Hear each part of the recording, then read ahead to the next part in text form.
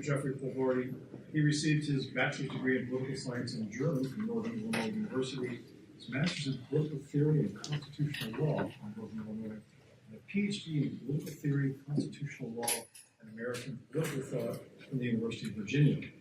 And you probably will find it interesting that his dissertation topic was executive privilege, executive power, and the Constitution. And quite appropriate for today's topic of impeachment. Dr. Poelvoorde.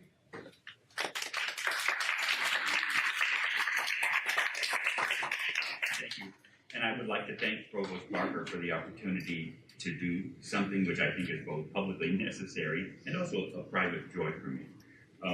William Gladstone, the great English Prime Minister, said of the U.S. Constitution, it was the greatest work of the mind of man ever struck off in a single time and place, and a lifetime of preoccupation with the Constitution's creation and how it is unfolding like our somewhat turbulent politics at times for 229 years has been a lifetime of joy and concern. So it's a delight for me to be able to address the meaning of the Constitution on this most important day. Now, when I did this 2 years ago, the topic was, what would Hamilton do, given the kind of interesting, unusual unfoldments in the 2016 election cycle.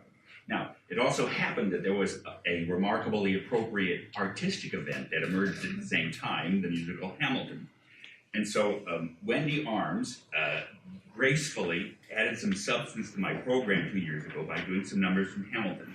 So we talked briefly about the possibility of her doing a musical impeachment introduction. And to quote Dr. Barker, he wasn't aware of the fact that there was a burgeoning popular genre of impeachment songs. Now, there are obviously 2.5 divine hands in my standing in front of you.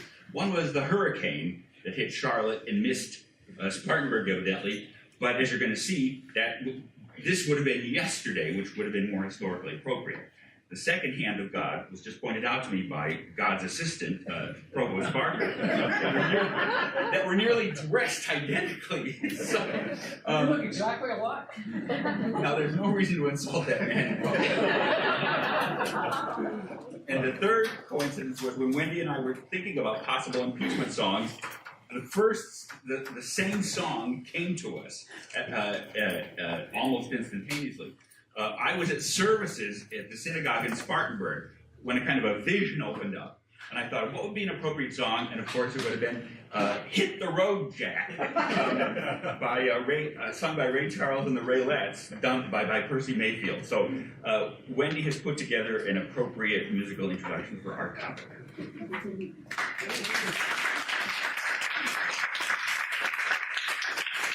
Even though I thought of Hit the Road, Jack, I'm not singing that. But when Dr. Poelvoorde told me that he was speaking on impeachment, I was very puzzled because I couldn't think of anything. He said, "Well, you have to sing something from Hamilton." And I thought, what can I do? I'm like, well, I could sing Say No to This, but that's kind of a touchy subject, and so I might better not sing that in honor of Bill Clinton. So then I thought, well, I could resurrect the song from 2 years ago in light of what we've just been through, Hurricane, but then that's kind of insensitive. So then I thought, well, I think the perfect song would be one that George Washington sings to Hamilton. This is before the end of the Revolutionary War. And in this song, he's encouraging Hamilton and warning him that you better be careful what you do, because no matter what you do, history has its eyes on you. I was younger than you are now, when I was given my first command. I led my men straight into a massacre. I witnessed their deaths firsthand. I made every mistake and felt the shame rise in me. And even now I lie awake, knowing history has its eyes on me. Whoa, whoa, history has its eyes on me. Whoa, whoa, yeah.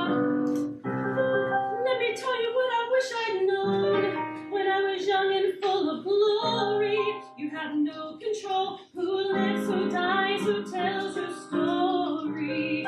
I know that we can win. I know that greatness lies in you. But remember, from here on in, history has its eyes on you. Whoa, whoa, history has its eyes on you.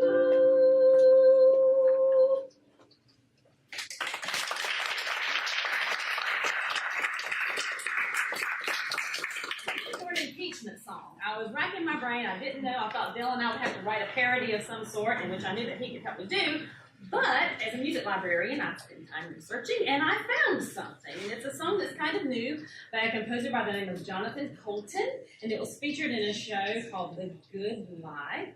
And you can find this on YouTube and watch it later and hear probably a much better version than what I'm getting ready to do. But I just want to say before I sing this that any of the political views in this song do not necessarily represent the views of the performers or of our illustrious speakers. So I'm just going to sing the song. Okay? This is called Nobody's Above the Law. And I'm just learning this song.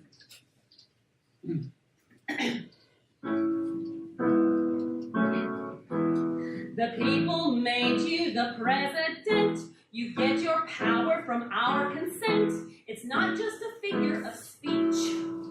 If you do something you shouldn't do, the Constitution will get to you. Congress has power to impeach. Republicans, Democrats, in-betweeners, no like high crimes and misdemeanors. Your tighter hands will scratch and claw, but nobody's above the law. Andrew Johnson and Clinton too. Congress did what they had to do. Nixon resigned just in time. Obstructing justice and perjury, emoluments, Russian puppetry. Treason is also a crime.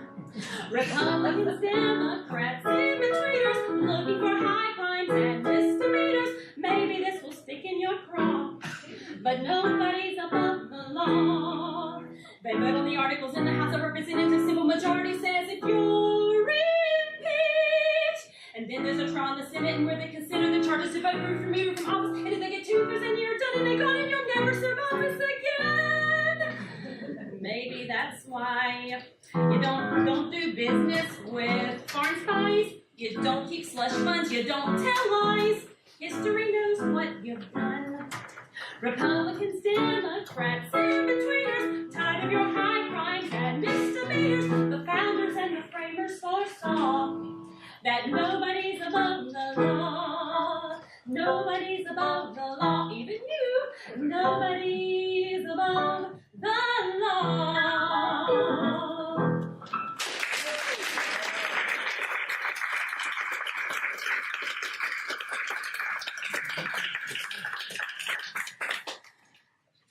Thank you, Wendy. Thank you, Del. That was a substantive part of the program. And actually, you stole a good deal of my thunder. Anyway, first, a little bit about Constitution Day and why we commemorate it today and why it is a day worth commemorating. The Constitutional Convention met from May 25th, 1787 until September 17th, 1787, in one of the hottest Philadelphia summers on record. And one important vote that they took on May 25th was to keep the proceedings of the convention secret. And by the way, as a historical note, it remained so until 50 years after the Constitution was passed. James Madison, and I'm going to read from his notes in a second, took the most exhaustive record of the Constitution. Madison, a remarkable figure, had taught himself a kind of a shorthand, and even though he was a major participant in the convention, he took its most exhaustive notes. But the convention did keep its deliberations secret, which meant that they generally met with the windows closed. And I've always wondered, as a student of that proceeding, what they must have worn. If they put the shades down and took their clothes off, how could you bear it? But they did a remarkable job over 4 months of tumultuous debate and remarkable reflection. So the Constitution was essentially finished on September 16th, and on September 17th, an embossed version was brought. By the way, I explained to my students, unlike the Declaration of Independence, which was adopted on July 4th, but the embossed copy that we see in the archive was actually not signed until August 8th later. So I have to say that this is one of my favorite moments from the record. And I have so much of my identity and thought invested in this. This is an emotional moment for me. So as Linda Richmond used to say on Coffee Talk on Saturday Night Live, forgive me if I get verklempt. Benjamin Franklin was a participant in the convention, although he was very ill. And he was 81 years old and died a few years after the convention.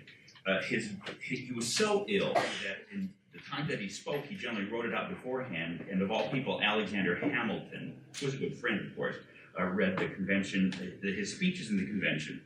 So, this is from the last day from Madison's notes. The members then proceeded to sign the instrument. While the last members were signing it, Dr. Franklin, looking towards the president's chair, at the back of which a rising sun happened to be painted, observed to a few members near him that painters had found it difficult to distinguish in their art a rising from a setting sun.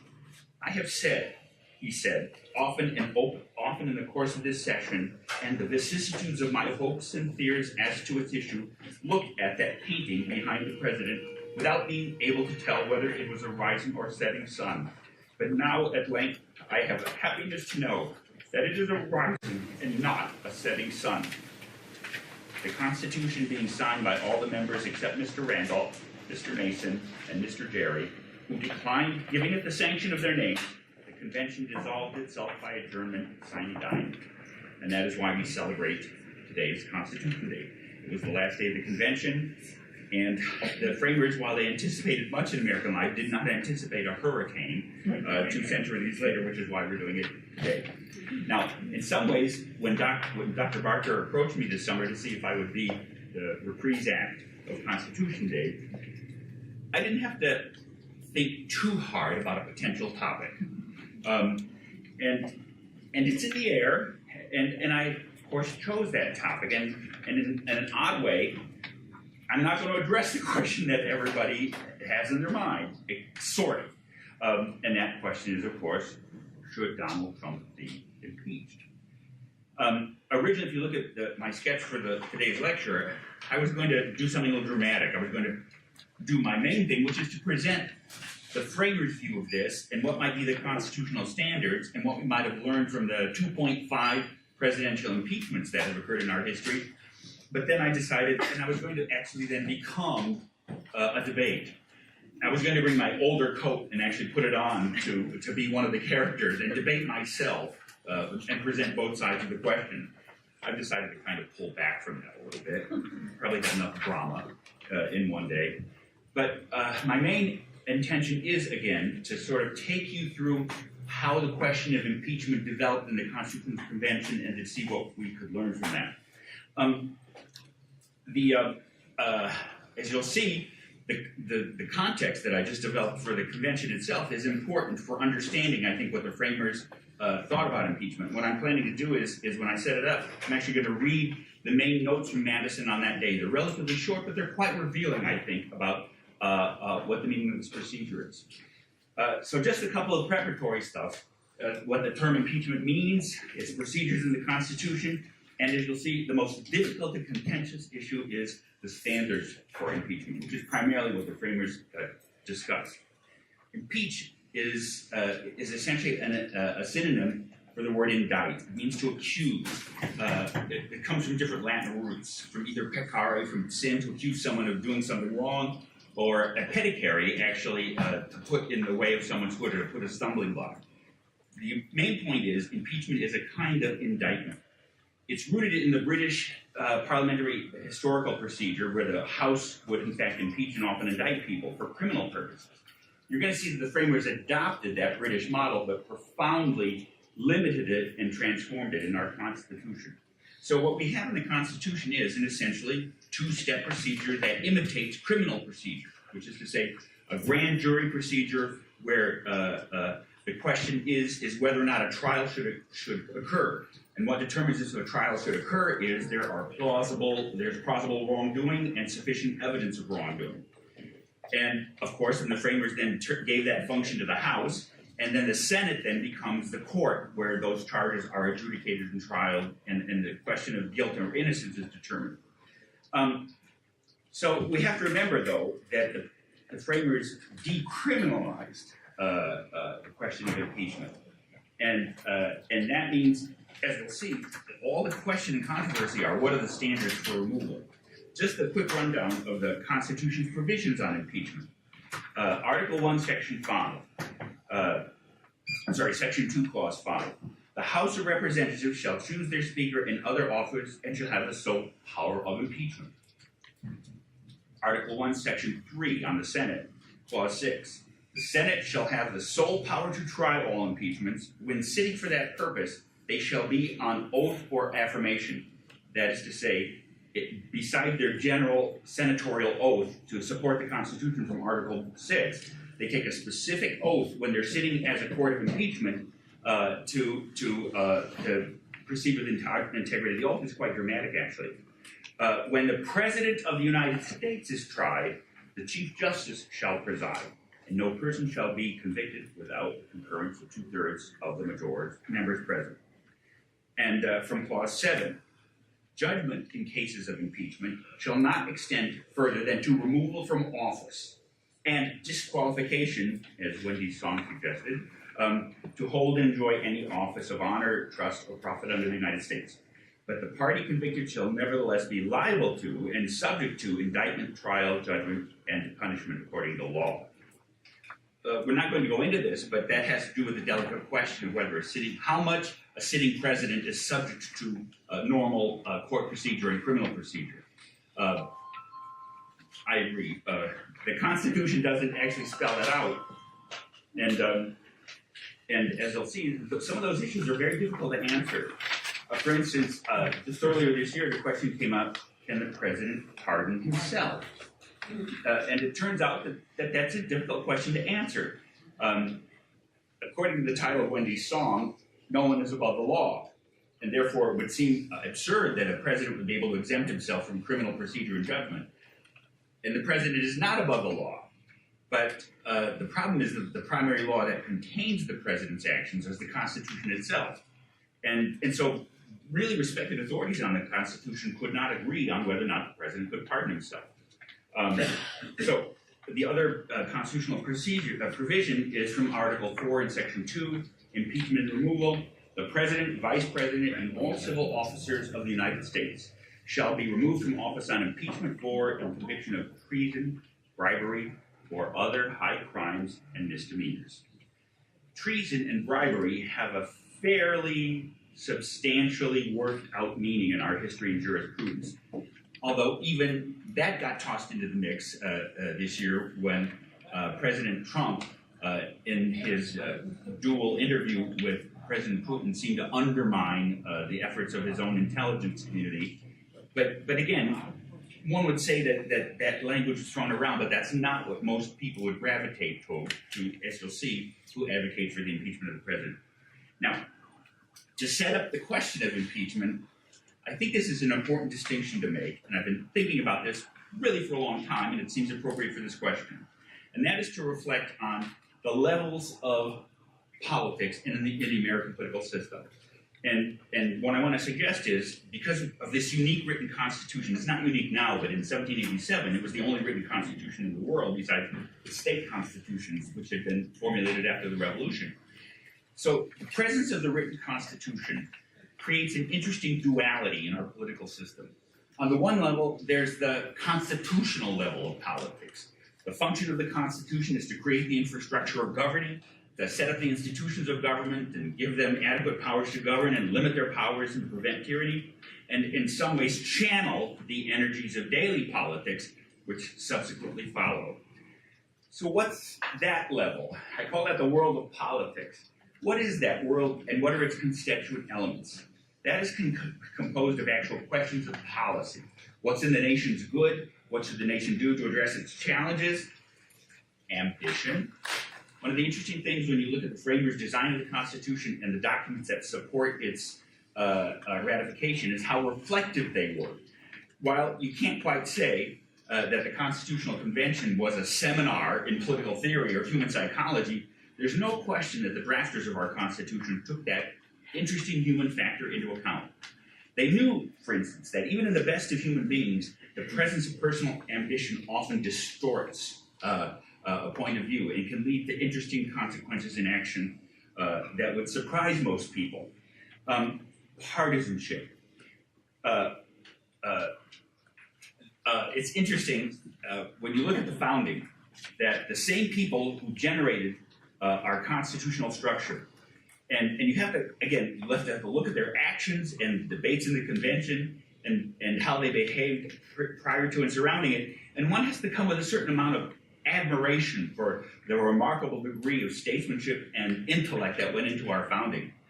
And then, interestingly enough, a year later, 2 years, 10 later, the same people that drafted the Constitution, who then inhabited its offices, seem to have been the most violently partisan and low-level, low-minded people in the world.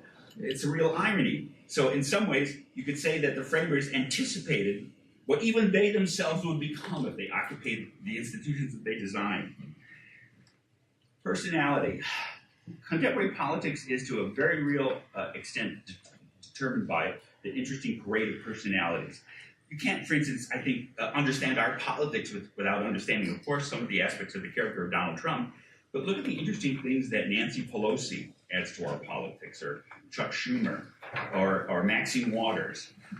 So in some ways, that becomes an inseparable element and can often become determinative of important questions in unsurprising ways. And of course, I have to say the last thing is, of course, the struggle that forming policy and trying to direct the common good of a nation involves. So there you have two levels of reality. The Constitution channels the energies of politics, mostly in routine and predictable ways. For instance, the procedure of legislation, where a simple majority in each chamber passes legislation, it goes to the other house, then it goes to the president, and so forth.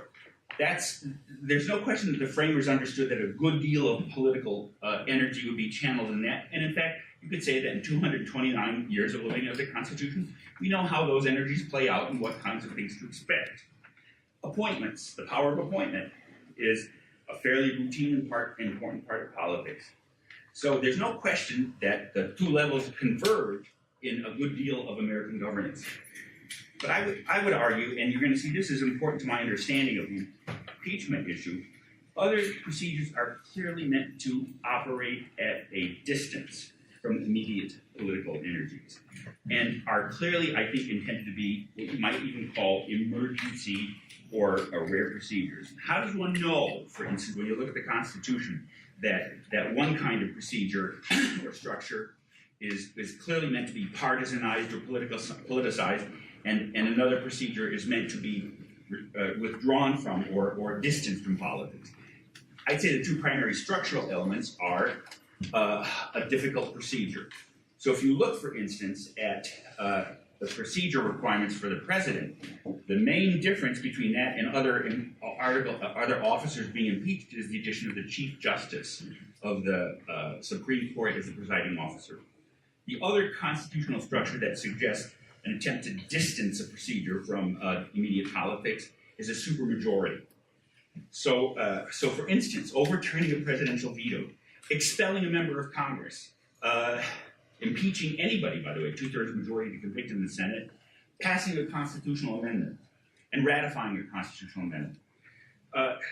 That's evidence that the framers knew that you had to try to anticipate as many possible eventualities in the practical world of politics, and there are times when you had to have these kinds of emergency or rare procedures. But again, I think the argument or the suggestion that I'm making is that they probably knew that those procedures would be rooted in partisan energies, but they tried to set up a procedure where those energies would be either sifted out or tampered. Why would that be? Because there are certain constitutional questions that have to do with the very fundamental presence of an operation of the government. So that's, as you're going to see, I think that's the proper conceptual context for understanding the issue of impeachment. So let's look at the primary statement of the framers on impeachment in the Constitutional Convention. Let me give a little context again. What I'm going to read to you in Madison's notes occurred on September 8th, 1787. Now, at this point, the Constitution was essentially finished. It had gone through several major draftings, 2 major committees, and in fact, at this very time, from September 5th to September 12th, also historically important as my birthday, which also shows a fourth hand of God in this. You could say the second major committee in the convention was meeting, the Committee on Detail. This was a 5-person committee appointed on September 5th, including Alexander Hamilton, Gouverneur Morris, Robert Livingston, and Charles Pinckney, whose primary function was to take the pretty finished rough draft of the Constitution and create its final language. So this discussion that I'm going to read from you took place while this committee was meeting, and had an important bearing on the final language of the Constitution, as you'll see. Now, the 2 main conceptual developments that you have to keep aware of to see as the background for this are, I would say, the 2 major theories of the Constitution that had emerged in the 4 months of discussion and deliberation. The first of those was the emergence of the doctrine of separation of powers and checks and balance as the primary structure of the Constitution that would achieve its primary 2 purposes. Those 2 purposes being effective government and the restraint of governmental power in the name of preventing tyranny. It's important to remember because, as for instance, as part of the debate in the Great Court case, Myers v. U.S. in 1925, which had to do with presidential removal, somewhat tangentially attached to the issue of the impeachment of Andrew Johnson, one of the things that the justices debated was what was the purpose of the separation of powers and checks and balances. Justice Brandeis argued his primary purpose was to prevent tyranny, and it's kind of obvious how that element works.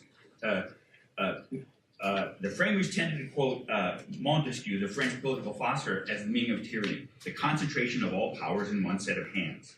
That's a quote and a phrase that comes throughout the Federalist Papers, and in justifying it, it's easy to see that they mean the separation of powers and checks and balances is how you prevent all concentration of power in one set of hands. But Chief Justice Taft also pointed out, following Hamilton to a certain degree, that remember, the Constitution came into being as a response to the failures of the Articles of Confederation. And the primary failure of the Articles of Confederation was the creation of a government effective enough and efficient enough to govern the country and attain its good. So the structure of separation of powers and checks and balances has a somewhat difficult, combined, tension-ridden purpose, permitting effective government and preventing tyrannical government.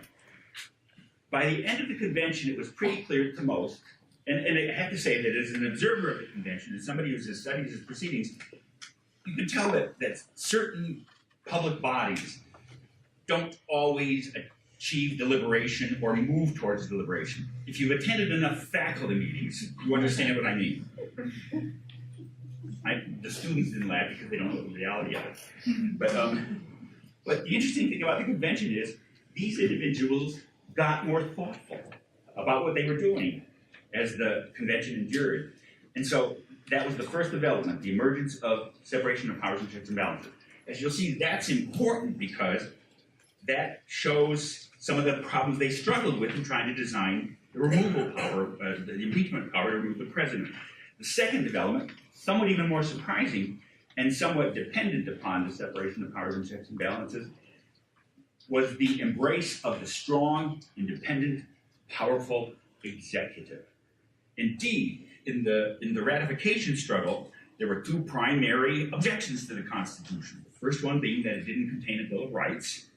The second primary and widespread objection was it had created a potential monarch. Indeed, Patrick Henry, which most people know for Give Me Liberty or Give Me Death, was a member of the Virginia Ratification Convention and stood up and thundered, "This institution is the fetus of monarchy." So in some ways, that was kind of counterintuitive that the convention would create such a strong and powerful executive. Now again, once you understand the larger framework of separation of powers and checks and balances and the infirmities of the articles, you see why they embraced that. And they were quite clear that that also presented remarkable dangers. you'd have to say that in 229 years of living under the Constitution, that has been one of the current issues. We knew that we created a powerful president, and the growth of institutional development in our country since then has been to empower the president even more. So much so that in 1974, one of the great scholars of the Constitution, Arthur Schlesinger Jr., published a book entitled The Imperial Presidency. So in some ways, that's important background for understanding some of these questions. But as you'll see, that involved a particular question that the convention had to deal with. And that was how to elect a president, and in some ways, how to limit his power by the question of removal. The most available and typical model for a presidential election or executive election that was available to the convention, and which it embraced in the earlier stages, was legislative election. Because of the 11 states, of the 13 states in the original Confederation, 11 had the president elected by, or the governor elected by the legislature. Only 2 states had independent election of the executive. So in some ways, they structurally embodied the idea of an independent executive by creating the Electoral College. And the Electoral College, by the way, was one of the last features of the Constitution to emerge. They had 3 models in front of them. Direct election by the people. They just didn't think it was logistically possible, nor did they think that people were qualified to do the actual choice of the executive. The other alternative would have been, aside from popular election, legislative election. Now that was the most available model, and as you're going to see, they moved away from that. That critical question, the abandoning of legislative election and also removal of the president, is the immediate context for understanding the impeachment question. The other model, which they embraced, was a third model, would be a separate institution for electing the president that would do its function and dissolve, and that's where the Electoral College came. So, with that in mind, this was from September 8, 1787. Again, it's relatively short, and you'll see it shed some light. I'll just read the preceding motion. Mr. Jerry moved that no officer should be appointed but to offices created by the Constitution or by law. This was rejected as unnecessary by 6 noes and 5 ayes. Like in the Second Continental Congress, the delegates of the convention voted by state. So when the votes are recorded, they're state votes. Colonel Mason, the question of the trial of impeachments against the president was brought up. Colonel Mason, why is the provision restrained to treason and bribery only? Treason, as defined in the Constitution, will not reach many great and dangerous offenses. Hastings is not guilty of treason. Attempts to subvert the Constitution may not be treason, as defined above. As bills of attainder, which have saved the British Constitution, are forbidden, it is the more necessary to extend the power of impeachments. He moved to add, after bribery and treason, maladministration. Mr. Jerry seconded him. Mr. Madison, so vague a term will be equivalent to a tenure during the pleasure of the Senate. Mr. Gouverneur Morris, it will not be put in, and force can do no more harm. An election of every 4 years will prevent maladministration. Colonel Mason withdrew maladministration and substituted other high crimes and misdemeanors. Mr. Madison objected to a trial of the president by the Senate, especially as he was to be impeached by the other branch of the legislature, and for any act which might be called a misdemeanor. The president, under these circumstances, was made improperly dependent. So let's make sure you understand Madison's objection. He thought that even the term high crimes and misdemeanors, by expanding the purview besides treason and bribery, would give too much discretion to the legislature over the tenure of the president. The president, under these circumstances, was made improperly dependent. He would prefer that the Supreme Court be the trial for impeachments, or rather a tribunal of which that should form a part. Let me just remind you, even though the impeachment proceeding in the Constitution is based upon the British model, the framers actually had a good deal of hesitation about pinning this function on the House and Senate. The main alternative was to create like for the election of the president, would be to create a separate body that would perform that function. Yet they finally decided, perhaps they just wanted to leave at that point, that the best thing to do, an imperfect but preferable solution, was to take the impeachment function and pin it on the Congress, apportioning the functions as I just described.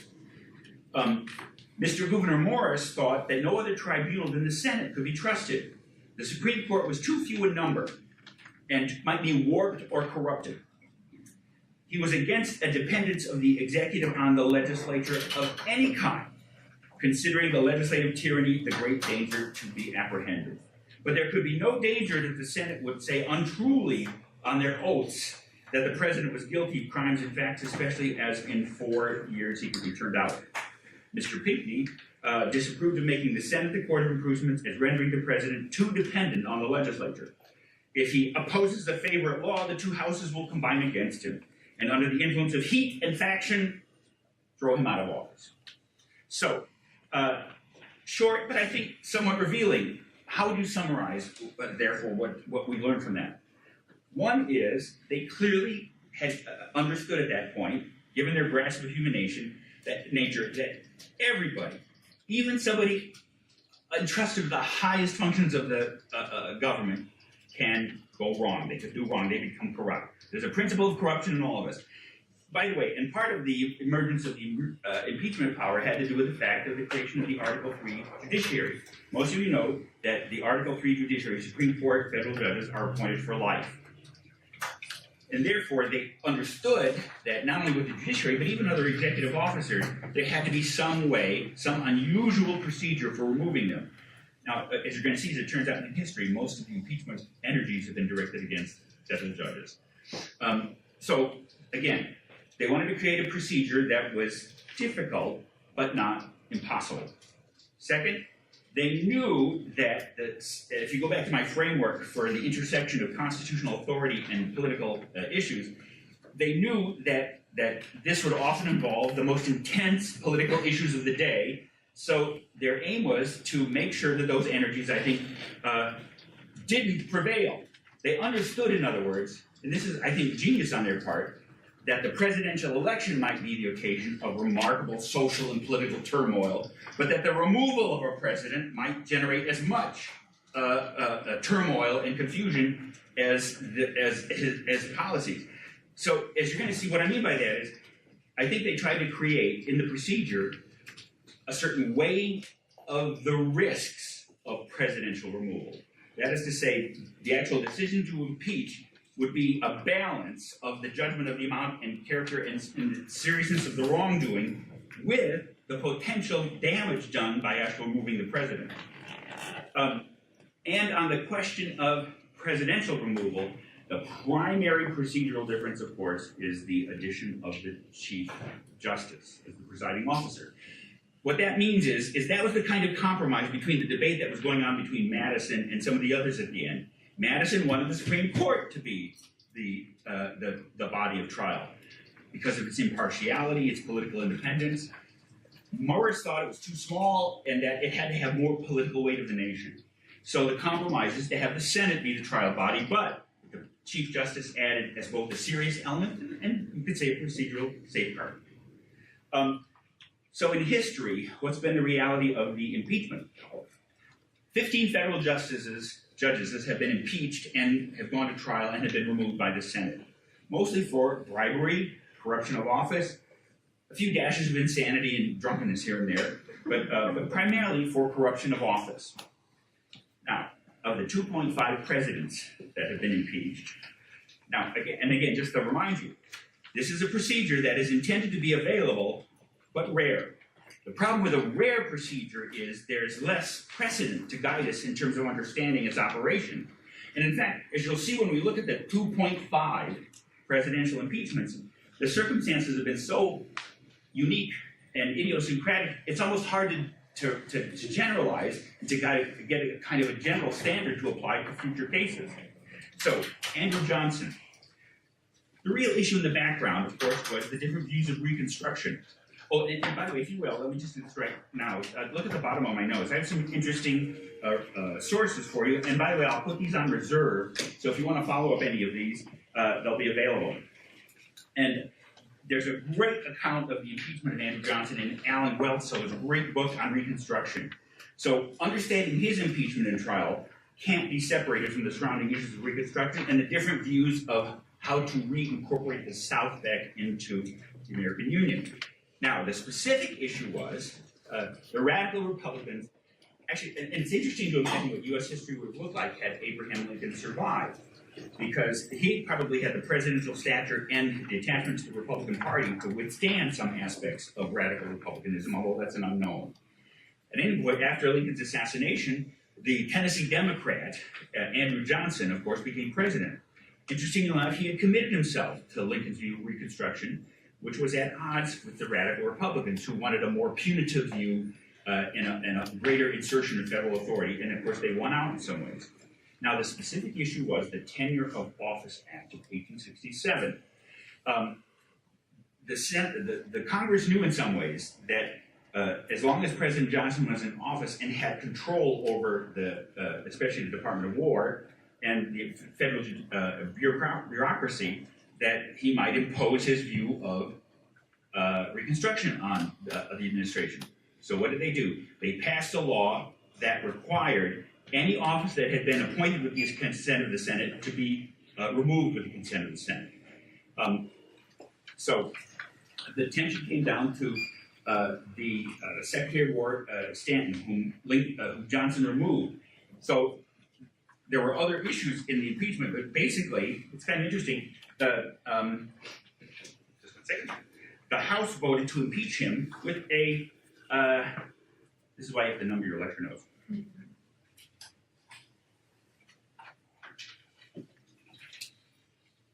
Wide majority. 126 to 47.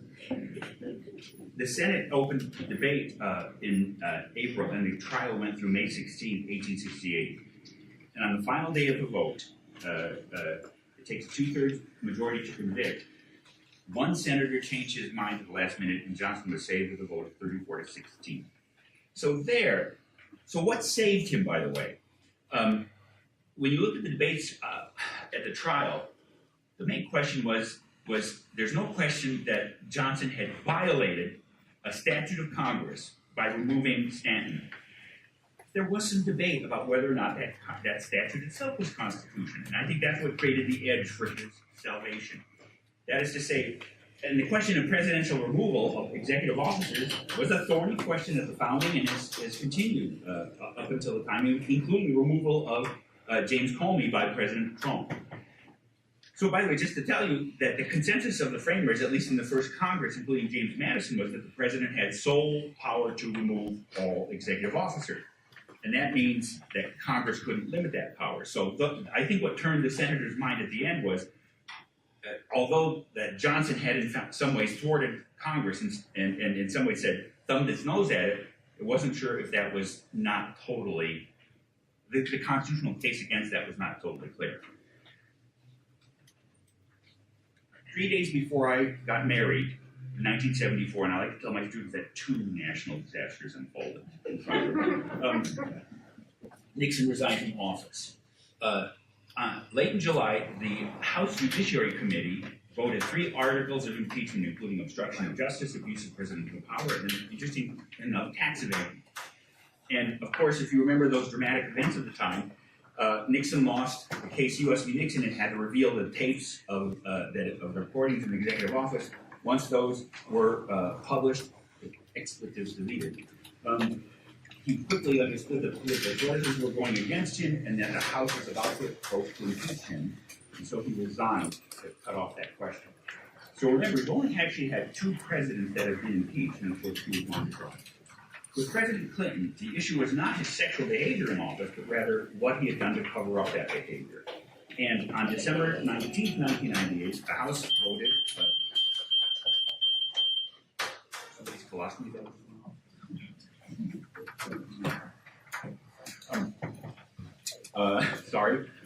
But voted by a pretty narrow vote, 228 to 206, to convict President Clinton of perjury and obstruction of justice. The Senate, on the other hand, very decisively rejected that with a vote of 55 to 45, barely meeting a bare majority. It was interesting. Senator Daniel Moynihan, one of those prominent intellectual Democrats of the day, in September of 1998, had been asked the question, would a single charge of perjury or obstruction of justice be sufficient to merit removal from office? He said yes, although he voted no against the resolution of the Senate. So, with that in mind, should Donald Trump be impeached? One of my favorite authorities on the Constitution, although I disagree with him frequently, is Cass Sunstein. And let me read to you from his manual of impeachment on the question of what it takes to impeach a president. I think this is very interesting advice.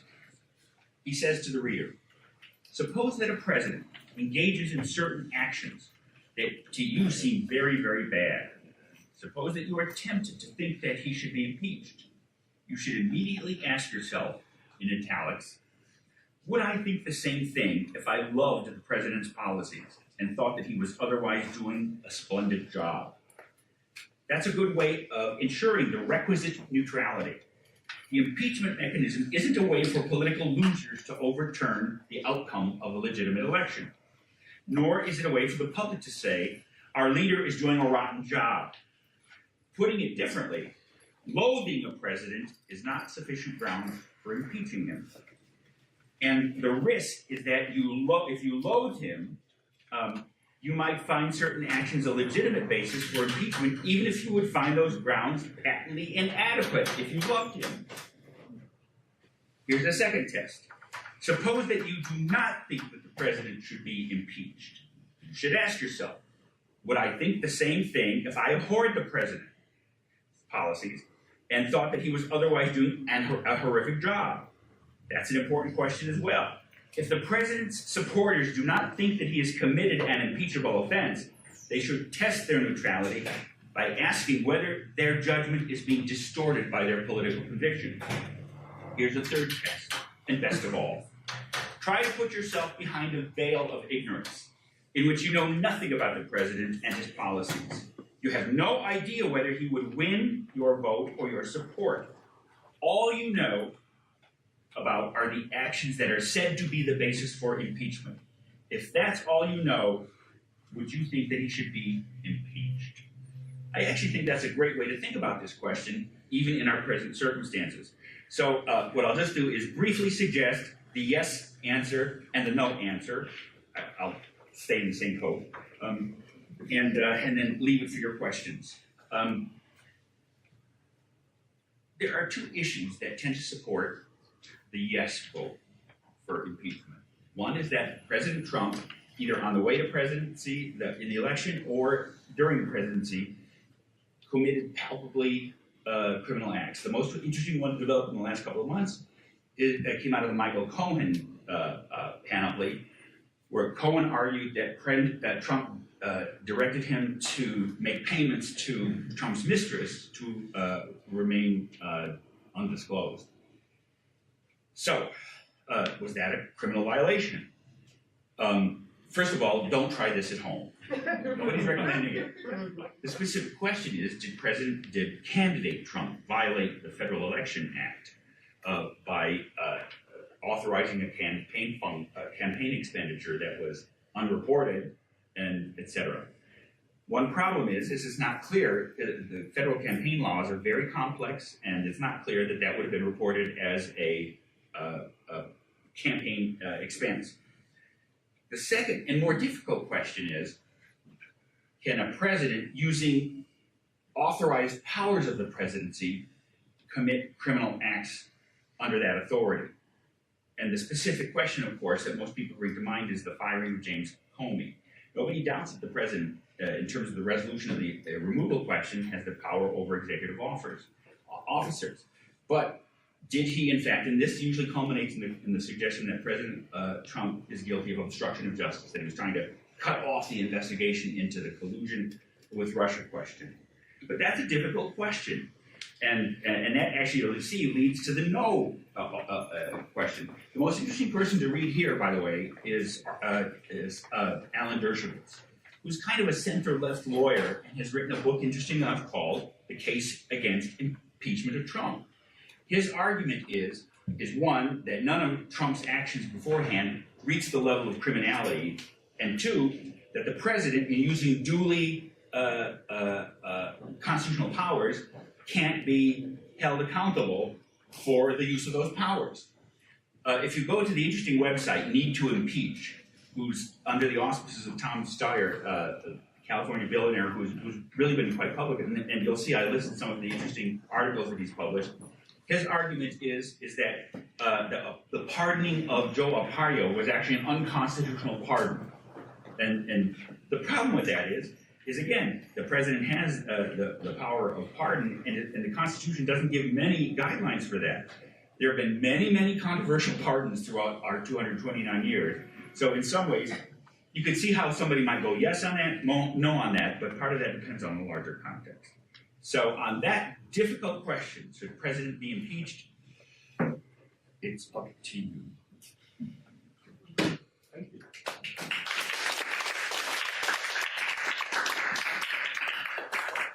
Any comments or questions?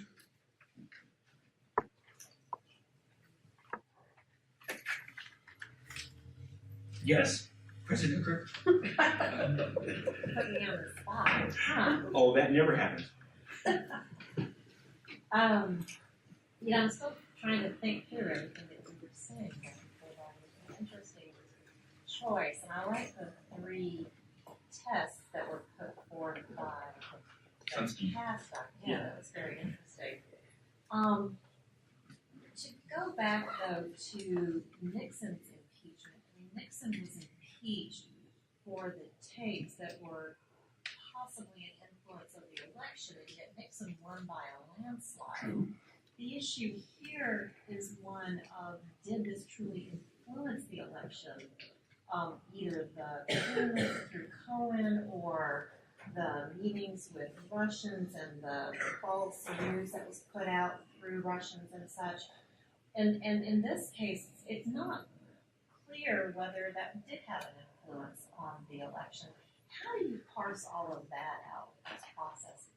Well, about Nixon, by the way, because it's interesting because one of the same charges shared by President Clinton was obstruction of justice. I think it's probably unquestionable that had the impeachment process gone to its completion, Nixon probably would have been tried and would have been the first president from office. Why? What was the difference between the obstruction of justice issue with Nixon and then we'll get back to the question of the election. The obstruction of justice charge with Nixon had to do with the using of the whole the apparatus of the executive branch to cover up the Watergate burglary.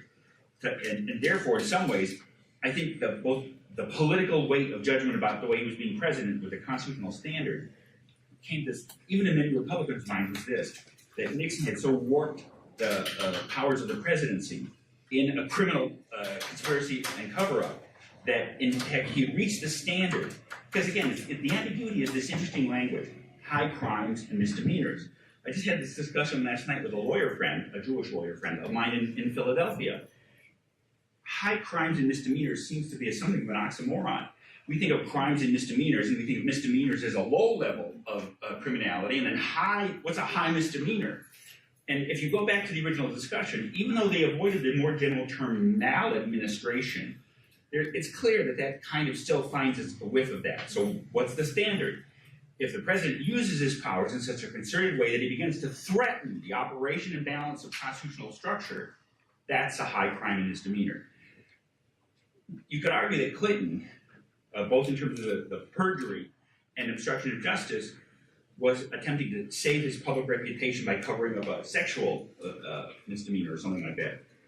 I think the country probably judged that that wasn't as serious a challenge to the constitutional order as Nixon's behavior was. Now, on the question of Trump, it's first of all, since I think what you meant to say was the covering up of his affair with Stormy Daniels. Clearly, the payments to her removed that as a factor in the public mind in the election since it didn't come out until later. So, to put your question together, Nixon won by a 62% majority, which was one of the highest majorities in our history of a presidential vote. And Trump squeaked by in the Electoral College. And is it possible? On the collusion question, I have to say there doesn't seem to be much evidence that. Not yet. Yeah, and by the way, that's a good point. But that the Trump campaign helped to engineer either the release of Clinton's documents or the fake news engineering, which is still a problem, by the way. So in some ways, I think that's a hard question. My guess is if this were to come to impeachment, if the Democrats win in November, and the energy for impeachment, because it's very strong in the Democratic base, and I think, by the way, both people who would defend Trump and who support Trump should go back and read Sunstein's statement. I think it's a fine statement, that the issues, I think, would be less, frankly, leading up to although the idea of violating law by violating federal campaign law, again, but that is so complex. And even a fine lawyer like Dershowitz says there's no case there.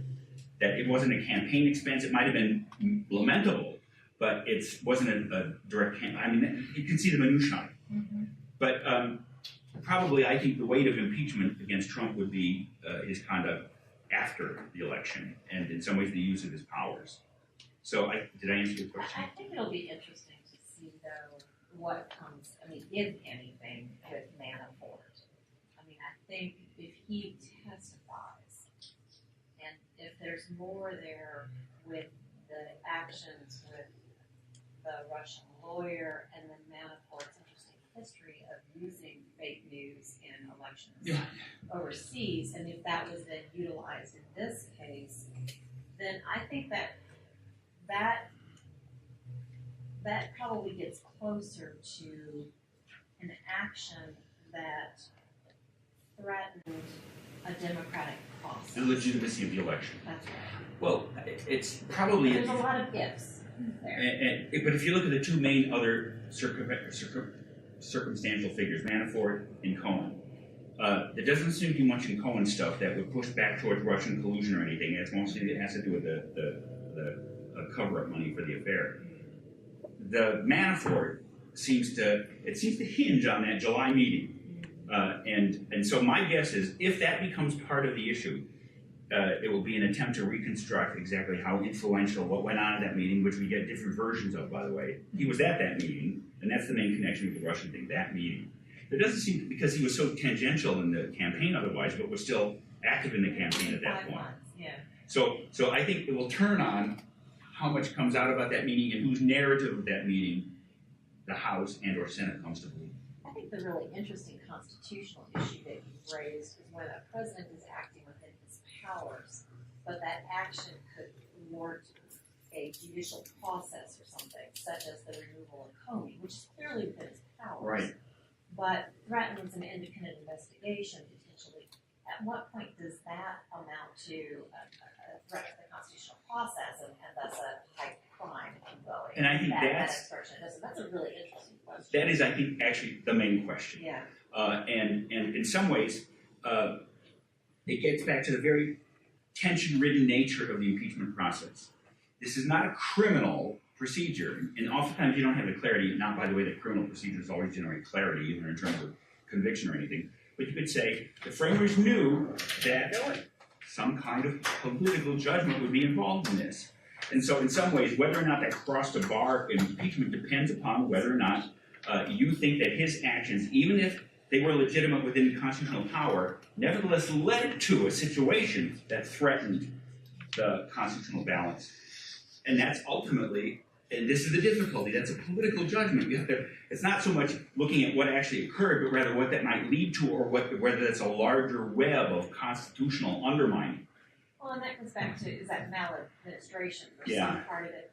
But then I think what's interesting is what gets layered on this is the Department of Justice's internal memo that they will not move forward with an indictment of the sitting president because they leave that to the impeachment process, which also means that those charges aren't always brought to light.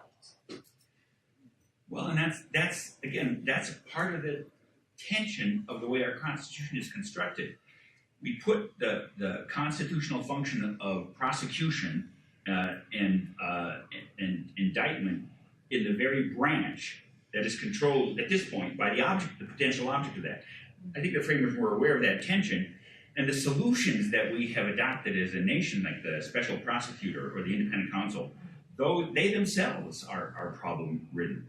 That memo in the Justice Department, and this is part of the controversy of interpreting the nature of the presidency and his powers, that memo represents a fairly wide consensus of several generations of the Department of Justice that the president, even though Wendy's song suggests that nobody's above the law, that certain aspects of normal criminal procedure don't apply to him.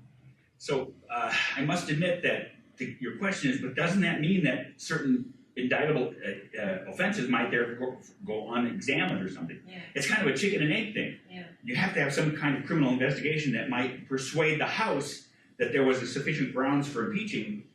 And if the president is removed, then the question of indictment and criminal procedure, then, because the Constitution says if you're removed from office by impeachment, you're fully liable for any crimes that you may have committed. Yeah, Laura. Can you be charged for those crimes after you leave office? Yes. Okay. With Manafort, he worked for nothing. I've always wondered. So do I, but I mean, I've always oh, wondered. excuse me, President. That's how it's I should probably be more discreet with this. Go ahead. I've always wondered if somebody else might have been paying, and if someone else might have been paying, who might that be? And would that therefore delegitimize, say there was a Russian connection, would that delegitimize the election? Well, when you say Russian connection, again, people imagine different versions of that. There's the actual collusion with like the release of Clinton's email records and that kind of stuff. The social media thing is harder to prove. But your suggestion is if Manafort had some kind of, and by the way, one of the charges against him, I think, is failing to register as an agent of a foreign government. That's my point. My top of the head answer is that it would not lead to a delegitimization of the election. It would lead to an intensification of his criminality or the sense of it. But again, in terms of the overall conduct of the campaign, he became a non-player by the summer of 2016. So I think it would. So I guess my answer to your question is no. I don't think that itself would lead to a larger delegitimization. Look at a football game where What's a football game? one side runs the score up I think I understand what by that having a ineligible player. They take him out, and the other team then starts to score points, but the game is over before the score can be reversed. The fact that they had an illegitimate player scoring the points delegitimizes the outcome of the game. You may be addressing your question to the most uniquely unqualified person to understand sports analogies in the world. I know those people who look like apes in tights are doing something on the field other than making millions of dollars. So I think what you mean to say is, what if you adopt an illegitimate play that on your side and you win the game? Does the illegitimate play invalidate the results of the game? Is that your? That's it.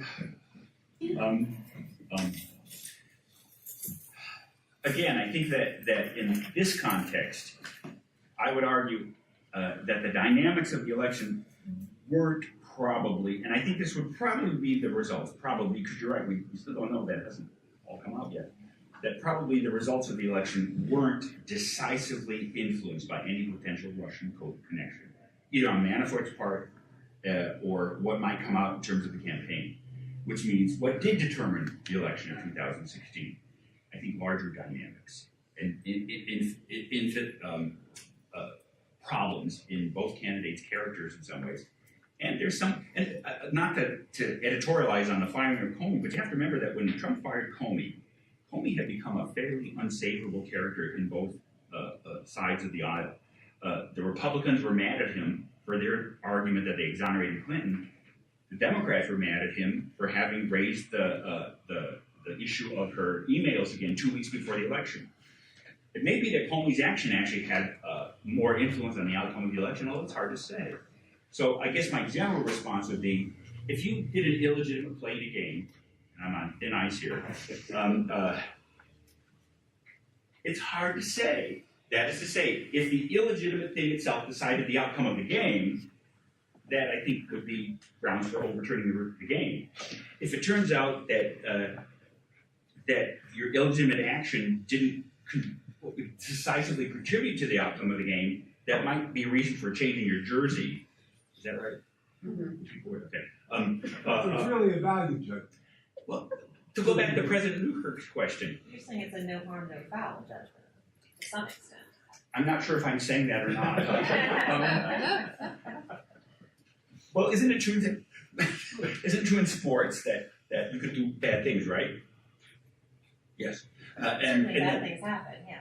But isn't it true that some bad things might affect the outcome, and that they're weightier? And some things we say, regardless of whether they affect the outcome, they're so bad we're going to remove a medal or take back a record. And some things we say, well, it didn't really affect the outcome, so what difference does it make? And I think the question is, which of these is this? Is Correct. this You use the term value judgment, and I want to connect that with your earlier comment and question.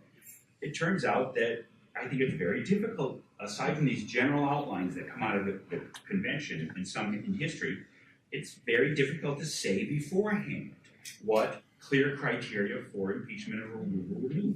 The framers knew, again, that there would have to be political, used a value judgment. I would say a political judgment. And so I guess in sports it would be how much the foul or the bad action, how bad it was, and whether it contributed to the outcome.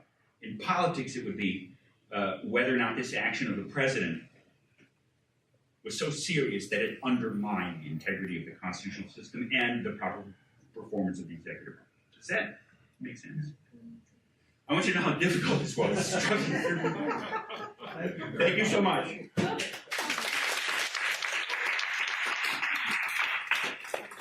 So Jeff, here's a question then. Is there any circumstance that you can imagine whereby an election might be overturned after the president has taken the oath of office? Where it could be bad enough that you could say, this election was counted wrong, there was some sort of bribery. Is that possible in our system? First of all, it's important to remember that the Constitution does not contain a procedure which became fairly widespread in some state constitutions around the time of the Progressive Era, and that is recall, which is to say to have an election to undo an election. I think the reason the framers put, and by the way, this is not just my opinion, one of the finest, if you look on the list of sources, I actually think the single best book you should read, if you're going to read any of those works, is by Charles Black on impeachment. Black was a great commentator on the Constitution at Yale Law School, and his argument was the impeachment of a president is essentially undoing the judgment of the American people, and therefore has to be undertaken at very grave risk. Now, on the question, might something come out just after the president has taken the oath of office that would so impugn the legitimacy of the election? Well, one, it's important to remember then, you're undoing an election. On the question of Trump, the interesting question is what the American people knew about Trump when the plurality of the American people voted for him. And the unknown is whether, if I were a scientist, I would create a metric by which one could measure the sleaziosity of a human being, and then say, might there not be some aspect of Trump's behavior prior to the election which would be so out of tune with American ideals of fair play and expectations in elections, open debate, that it would. So I would say this: if it turns out that would question the legitimacy of the election, that would be, I think, opening the door to impeachment and removal somewhat wider. Did that answer your question? Well, I'm thinking theoretically about whether or not, in one sense, then there's, even if it were to be found that whatever happened actually affected the election, the removal of the president would simply mean that the vice president That's would correct. step up. That's not a reversal of the election. That's a good point, by the way. And I'd have to say that both people who defend Trump and oppose him often don't think it through to that. But you're quite right. Ever since the 12th Amendment, the election of the president and vice president essentially became a combined ticket. I must admit, that's a fine comment. It reinforces my general appreciation of you as a somewhat thoughtful person. And therefore, by the way, a fine interim department chair. Certainly better than the other. So let me just summarize what you said, because I think that could be an important point in the emerging discussion. Since the vice president and president are elected on a ticket, the removal of the president would not necessarily be undoing the election itself. That's a very interesting take, I think. Sorry.